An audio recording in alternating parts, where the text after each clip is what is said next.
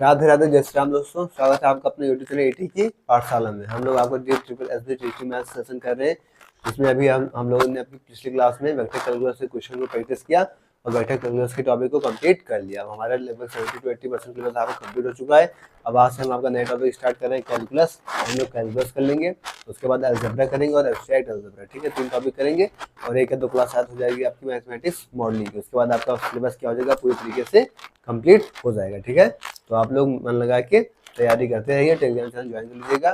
पूरे Telegram channel पे आपको पूरी क्लास नोट्स की पीडीएफ, क्वेश्चन सीरीज, कोई डाउट होगा वो आपको टेलीग्राम चैनल पे ले लिया जाएगा। एटी की पाठशाला आप सर्च कर लीजिए या फिर चैनल के डिस्क्रिप्शन में आपको उसकी लिंक मिल जाएगी, आप वहाँ से टेलीग्राम चैनल को ज्वाइन कर लीजिए। ठीक है, आज हम लोग आपका नया टॉपिक, नया चैप्टर स्टार्ट कर रहे हैं, कैलकुलस। ठीक है, तो आइए स्टार्ट करते हैं।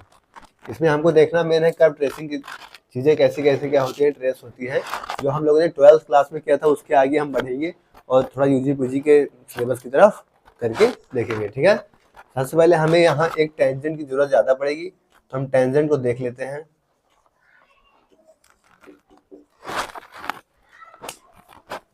टेंजेंट क्या होता है आपका?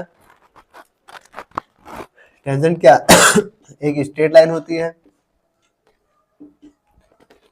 ये straight line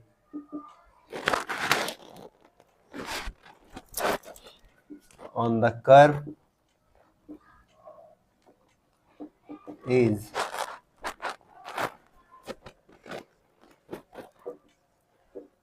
said to be tangent if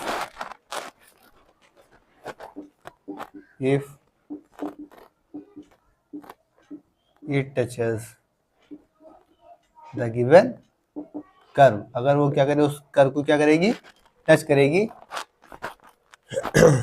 at that point.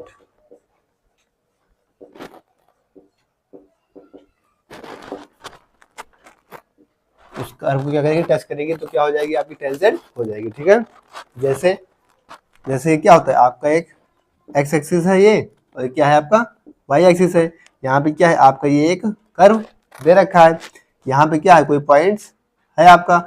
Tangent आपका क्या होता है, एक स्ट्रेट लाइन होती है, डिफिनेशन भी कह रही है। तो ये जो स्ट्रेट लाइन होगी ये तो क्या हो जाएगी, आपकी टेंजेंट हो जाएगी। ठीक है, टेंजेंट हम निकालते कैसे हैं? ठीक है, तो टेंजेंट आपका होगी। अब हमको क्या देखना है, यहाँ पे स्लोप ऑफ टेंजेंट। ठीक है, तो क्या है आपका स्ट्रेट लाइन किस पे, ऑन द कर्व, एक कर्व पे टच करेगा, किसके, tangent. If touches the given curve at that point, उस पॉइंट पे टच करेगा तो क्या हो जाएगी, आपकी टेंजेंट हो जाएगी। ठीक है, नोट करिए। फिर इसके बाद हम स्लोप ऑफ टेंजेंट देखते हैं, इसमें में आ नहीं पाएगा, तो इसलिए क्या करते हैं, नेक्स्ट पेज पे देखते हैं। इसको नोट करिए, फिर आगे देखते हैं। ठीक है, नोट करिए।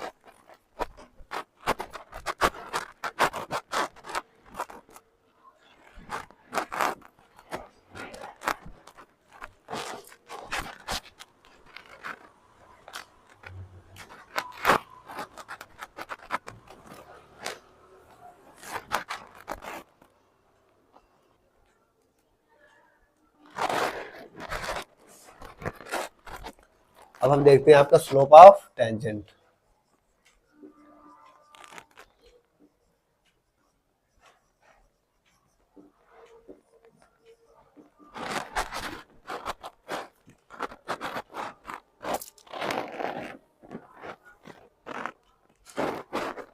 हमने क्या माना कि यहाँ से एक लाइन मान लीजिए इस पे ड्रा हो रही है। ठीक है, ये दूसरा बना लेते हैं थोड़ा सा।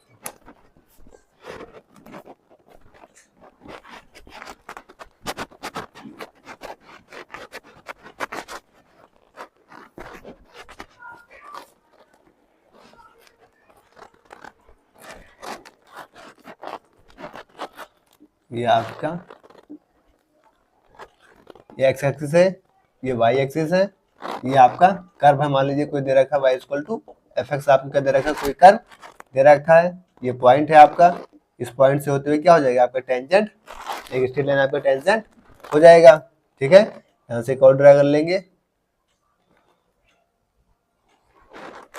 ठीक है,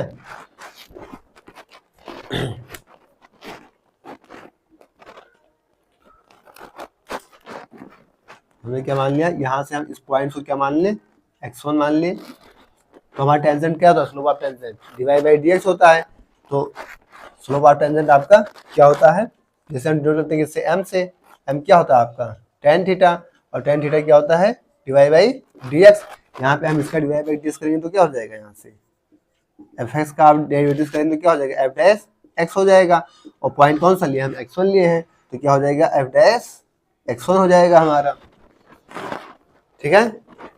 या यहाँ से हम मान लें कि आपका x1 y1 और y2 y1 है, तो क्या हो जाएगा यहाँ से एक ये भी होता है y2 माइनस y1 अपॉन में x2 माइनस x1। तो किसके फार्मूले हैं आपके, स्लोप ऑफ टेंजेंट निकालने के फॉर्मूले, तो उसको डेरिवेटिव्स कर देते हैं, या y2 माइनस y1 अपॉन में x2 माइनस x1, ठीक है। इक्वेशन ऑफ टेंजेंट क्या होती है इसको भी देख लेते हैं।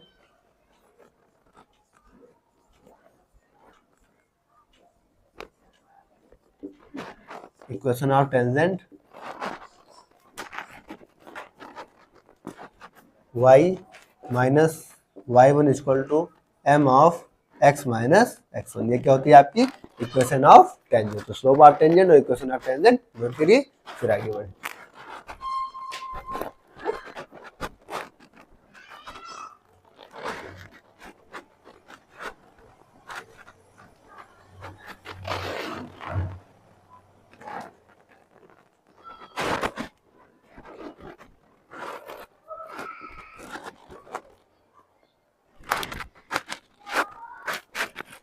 कुछ पॉइंट्स यहाँ पे कि when tangent is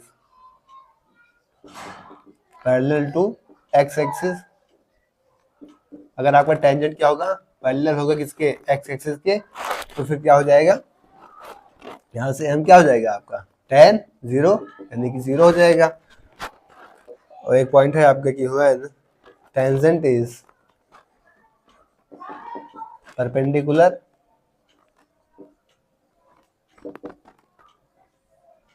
to x axis, अगर पैरेलल होगी तो क्या हो जाएगी 0 हो जाएगी उसकी जो स्लोप होगी, और अगर परपेंडिकुलर होगा तो क्या हो जाएगा,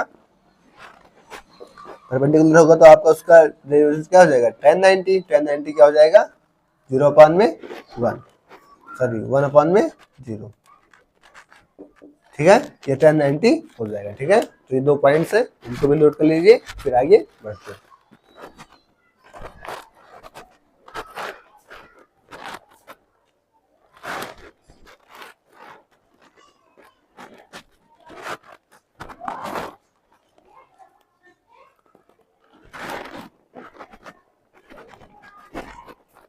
अब हमें क्या डिस्कस करना है, हमको इंक्रीजिंग और डिक्रीजिंग फंक्शन में डिस्कस करना है। थोड़ा बेसिक देख लेते हैं जिससे कि आप लोगों की चीजों को निकाल कर सके।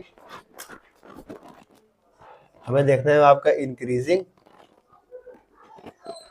And decreasing function.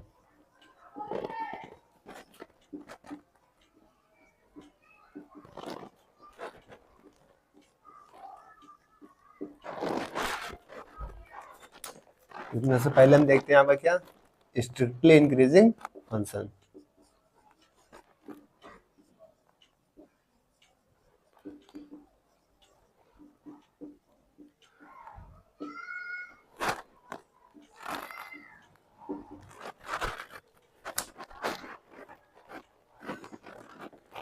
Strictly increasing function आपका क्या होता है, क्या होगा सीधा सीधा क्या होगा इंक्रीज ही करता जाएगा। जैसे मान लीजिए ग्राफ है आपका, यहाँ पे हमने मान लिया कोई पॉइंट x1 है, यहाँ पे मान लीजिए आपकी कोई पॉइंट x2 है, ठीक है। तो यहाँ पे जब आप देखेंगे तो क्या हो जाएगा आपका f ऑफ x1, और यहाँ पे क्या बन जाएगा आपका f ऑफ x2। तो यहाँ पे आपको साफ साफ क्या दिख रहा है कि if x1 is greater than क्या x2, अगर x1 आपका x2 से क्या है छोटा है, यानी x2 आपका क्या है x1 से बड़ा है, जो फंक्शन मिल रहा है आपका वो x1 से बड़ा क्या मिल रहा है x2 मिल रहा है। फंक्शन आपका कौन सा बड़ा मिल रहा है f ऑफ x2, क्योंकि आपका जो पॉइंट था कौन सा x2 बड़ा है, तो फंक्शन क्या होगा f of x1 is less than function of f of x2। इससे क्या होगा स्ट्रिक्टली इंक्रीजिंग, ये सिर्फ क्या हो रहा है आपका इंक्रीज ही करता जा रहा है, ठीक है। तो इसको नोट करिए, उसके आगे नेक्स्ट आपको इंक्रीजिंग फंक्शन को देखते हैं।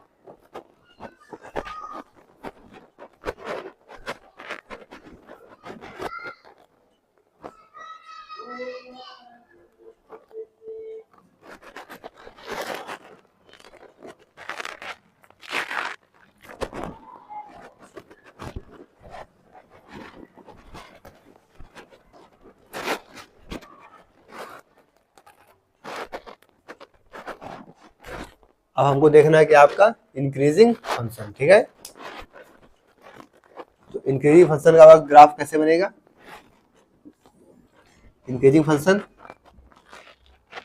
ये आपका मान लीजिए कोई इंक्रीज कर रहा है, फिर यहाँ पे कांस्टेंट हो जा रहा है, ठीक है। यहाँ से इंक्रीज का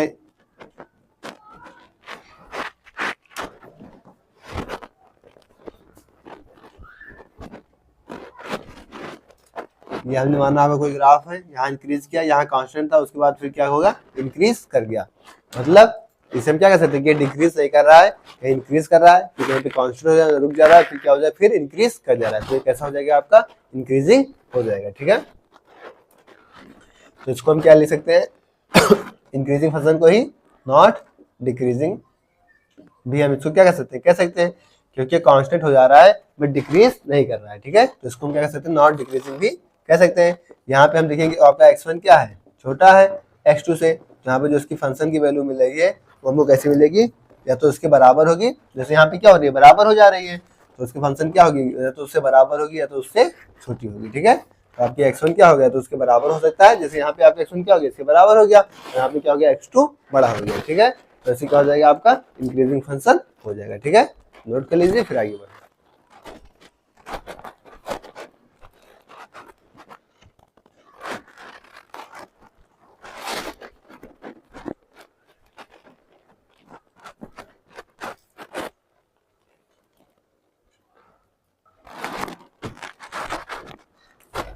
अब हम देखते हैं आपका स्ट्रिक्टली डिक्रीजिंग फंक्शन, इससे ग्राफ आपका कैसे बन जाएगा,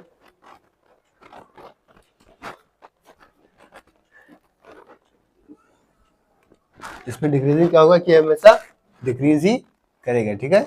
ये क्या होगा, आपका डिक्रीज करेगा। यहाँ हमने मान लिया आपका x1 है, यहाँ पे कोई पॉइंट आपको हमने मान लिया क्या है, x2 पॉइंट दे रखा है, ठीक है।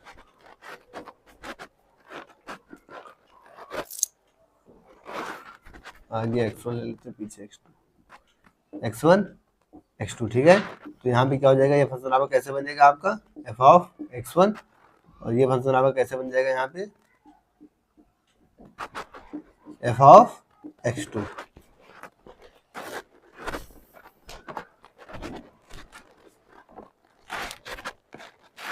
तो यहाँ पे जब आपका पॉइंट देखेंगे तो x1 क्या है, यहाँ x1 x2 से छोटा है, जब इसका फंक्शन देख रहे हैं तो फंक्शन में हमको क्या मिल जा रहा है, फंक्शन में f ऑफ x1 क्या है, इससे बड़ा हो जाएगा। तो ये किसका ग्राफ हो जाएगा, आपका स्ट्रिक्टली डिक्रीजिंग फंक्शन का, ठीक है। तो इसको नोट करिए, उसके बाद हम लोग डिक्रीजिंग फंक्शन का ग्राफ देखते हैं, ठीक है। नोट करिए।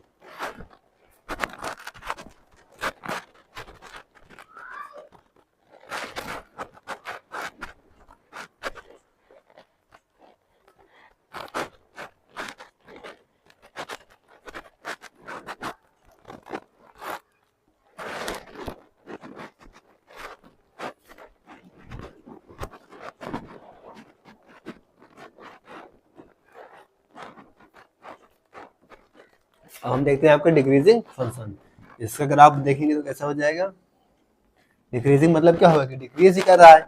मान लिया यहाँ पे डिक्रीज किया, यहाँ पे कांस्टेंट रह गया, फिर यहाँ पे क्या हो गया, डिक्रीज कर गया, ठीक है। तो यहाँ पे x1 आपका क्या हो जाएगा, लेस देन x2, तो इसकी फंक्शन वैल्यू क्या हो सकती है आपकी, f ऑफ x1 बराबर या फिर उसकी क्या होगी, बड़ी हो जाएगी, क्योंकि यहाँ पे आपको क्या दिख रही है, बराबर हो जाएगी, और यहाँ पे फिर बड़ी हो जाएगी, ठीक है, मतलब छोटी हो जाएगी। यहाँ पे क्या बड़ी है, यहाँ पे बराबर है, यहाँ पे छोटी है, ठीक है। तो नोट कर लीजिए, इसके आगे बढ़ते हैं, ठीक है, नोट कर लीजिए।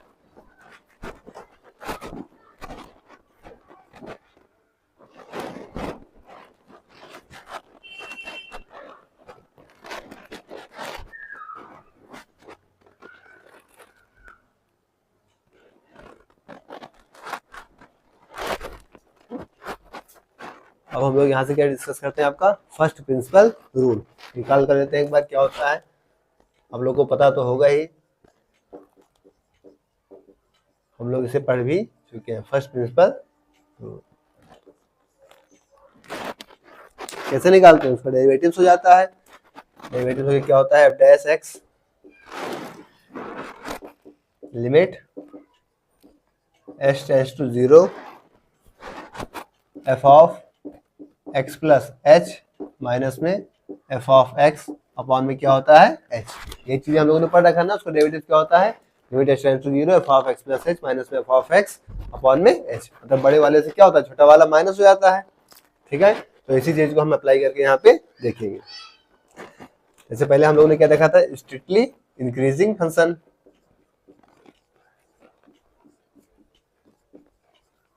स्ट्रिक्टली इंक्रीजिंग फंक्शन,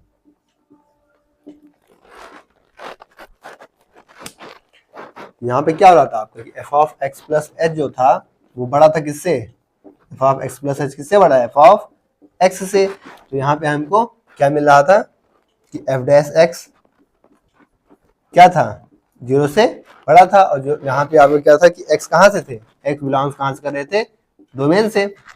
भाई स्ट्रेटली इंक्रीजिंग में क्या था, एफ ऑफ एक्स प्लस क्या था, एफ ऑफ एक्स से बड़ा हो रहा था, यानी क्या था, इंक्रीज कर रहा था बार बार। और यहाँ पे एक्स कहाँ से आ रहा था आपका, डोमेन से। ठीक, इसी तरीके से दूसरा क्या था आपका, इंक्रीजिंग फंक्शन।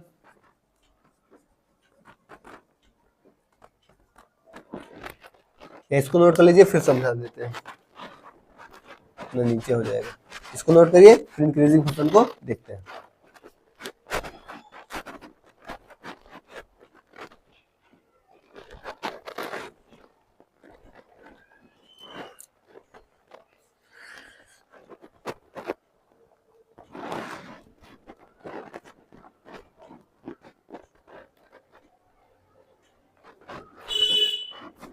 नोट हो गया। अब दूसरा पॉइंट हम यहाँ से क्या देख लेते हैं, आपका इंक्रीजिंग फंक्शन को देख लेते हैं। दूसरा पॉइंट क्या देखते हैं आपका, इंक्रीजिंग फंक्शन को।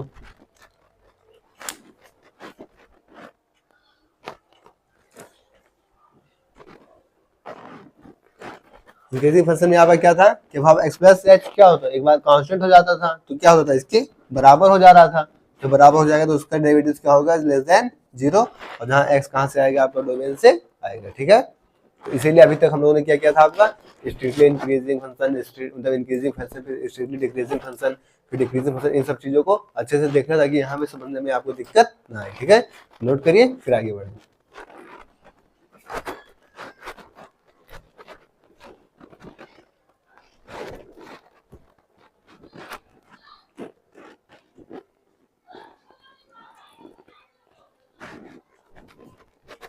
हो गया। अब हम तीसरा आपका देख लेंगे, क्या, strictly decreasing function.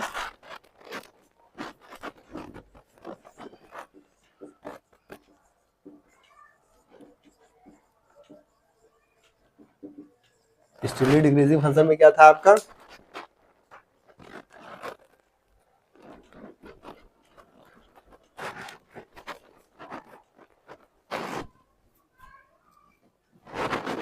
F of x plus H क्या था, डायरेक्ट डिक्रीज कर रहा था तो क्या था, less than F of x था। उसका डेरिवेटिव क्या हो जाएगा, लेस देन 0। जहाँ एक्स कहाँ से आ रहा था, आपका डोमेन से आ रहा था। ठीक है, नोट करिए फिर आगे बढ़ो।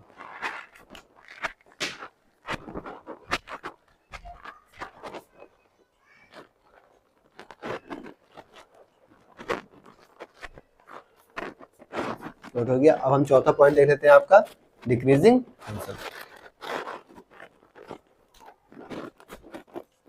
चौथा क्या था आपका, डिक्रीजिंग फंक्शन। डिक्रीजिंग फंक्शन में क्या था कि आप उसके इक्वल के बराबर, जहां इधर कांस्टेंट हो जा रहा था तो वहां पे क्या हो रहा था कि आपका उसके इक्वल हो जा रहा था। तो यहाँ से क्या हो जाएगा, आपका एफ ऑफ डैश एक्स क्या हो जाएगा, उसके equal to or equal to 0। ठीक है, तो इसे नोट कर लीजिए, फिर इसके आगे देखते हैं। नोट करिए,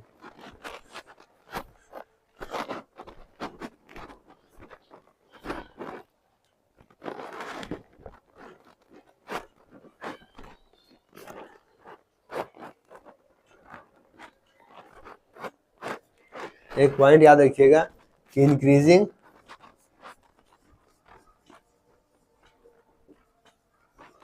and decreasing property is interval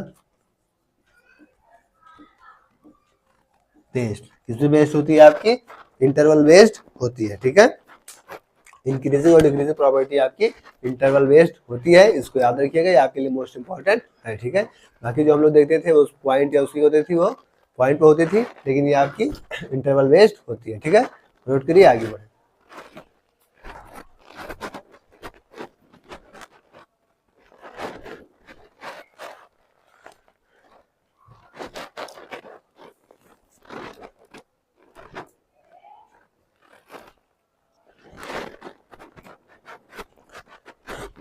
हम लोग को आपको देखना है monotonic function.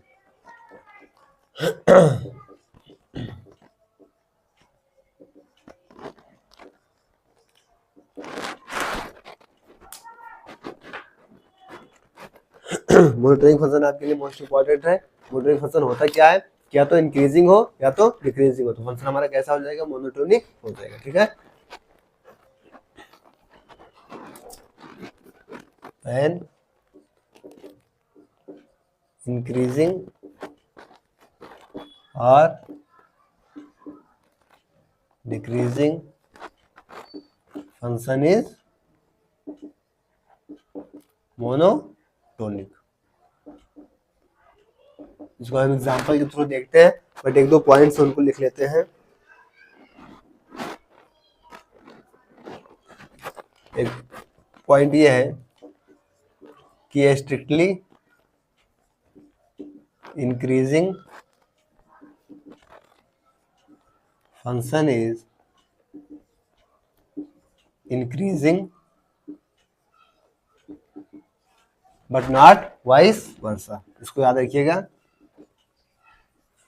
But not vice versa, मतलब जो फंक्शन आपका स्ट्रिक्टली इंक्रीजिंग होगा वो कैसा होगा, आपका इंक्रीजिंग होगा, ठीक इसी तरीके से जो फंक्शन आपका स्ट्रिक्टली डिक्रीजिंग होगा वो डिक्रीजिंग होगा, बट नॉट वाइस वर्सा। यानी अगर इंक्रीजिंग है तो वो स्ट्रिक्टली इंक्रीजिंग हो ऐसा पॉसिबल जरूरी नहीं है, और जो डिक्रीजिंग है वो स्ट्रिक्टली डिक्रीजिंग हो ऐसा भी पॉसिबल नहीं है, ठीक है। एक पॉइंट ये भी याद रखिएगा।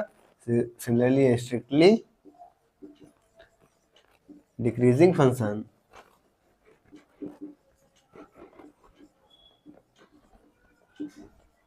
is decreasing but not vice versa।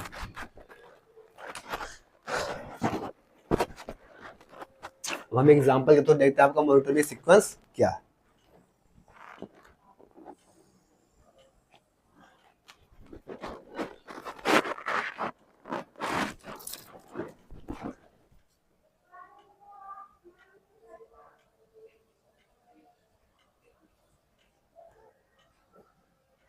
ये हमारे पास कोई क्या है, ग्राफ है, ठीक है। ये 0 है, यहाँ पे क्या है आपका पाई है, यहाँ पे कोई पॉइंट आपका क्या है पाई/2।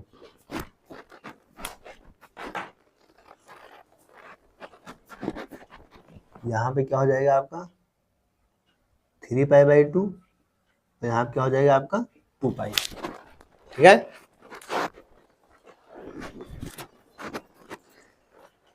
अब हम कहाँ से कहाँ पे बात करें कि अगर हम यहाँ से 0 से π/2 पे देखें, इस पॉइंट पे देखें 0 से π/2 पे, तो हमारा फंक्शन कैसा हो रहा है ऑन किस पे 0 से π/2। यहाँ पे हमारा फंक्शन कैसा दिख रहा है, हमको इंक्रीजिंग दिख रहा है, ठीक है। तो हमारा फंक्शन हमको कैसा दिख रहा है, इंक्रीजिंग दिख रहा है। ठीक इसी तरीके से अगर हम आपका किस पे देखें π/2 से पाई पे, यहाँ से देखें π/2 से पाई पे, यहाँ पे, तो यहाँ पे आपका फंक्शन कैसे दिख रहा है ऑन कहाँ से π/2 से पाई। तो π/2 से पाई पे आपको फंक्शन कैसा दिख रहा है, आपको डिक्रीजिंग दिख रहा है। लेकिन अगर हम आपका पॉइंट 0 से पाई पे देखें, 0 से पाई पे देखें, तो फिर आपको क्या दिख रहा है, कमेंट में बताइए कि अगर हम आपका 0 से पाई पे देखें तो हमारा फंक्शन हमको कैसा दिख रहा है, ठीक है।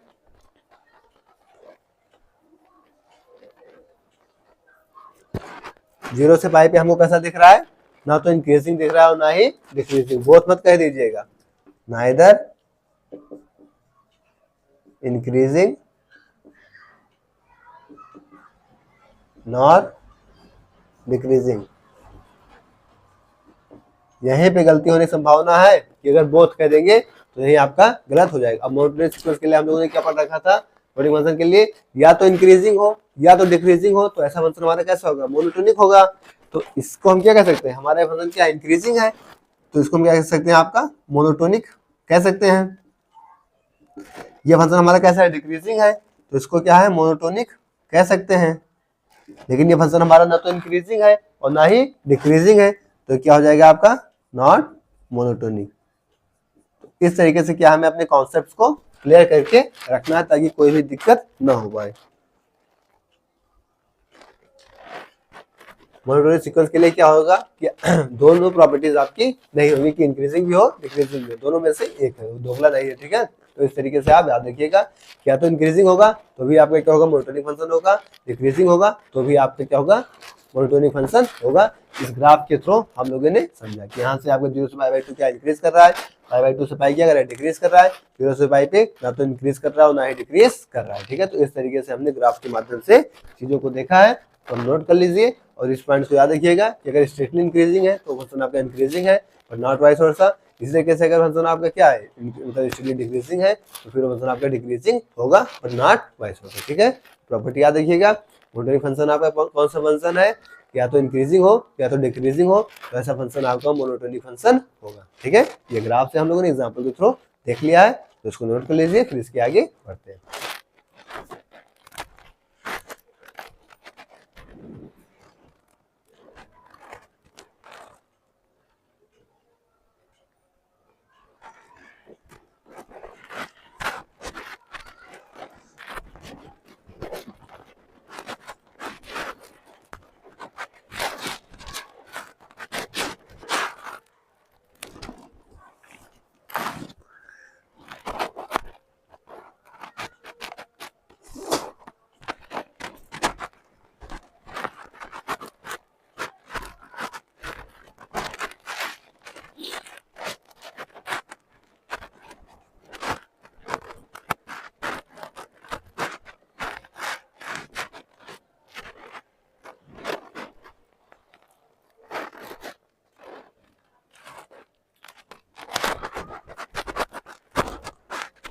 तो साथियों आज की क्लास को हम लोग इधर रखेंगे, इसके आगे हम नेक्स्ट क्लास में डिस्कस करेंगे। क्लास आपको कैसे लिए कॉन्वर्सली बताइएगा, टेलीग्राम चैनल को ज्वाइन कर लीजिएगा, वहाँ पे आपको पूरी बोर्ड PDF पूरी क्लास नोट्स आपको मिल जाएगा। अगर कोई डाउट है, कोई जानकारी है तो आपको टेलीग्राम पे मिल जाएगी, ठीक है। तो क्लास को लाइक शेयर कमेंट कर दीजिएगा और अपने यार दोस्त का शेयर जरूर करें, कमेंट करके बताइए, आपका फीडबैक हमारे लिए बहुत इंपॉर्टेंट है, ठीक है।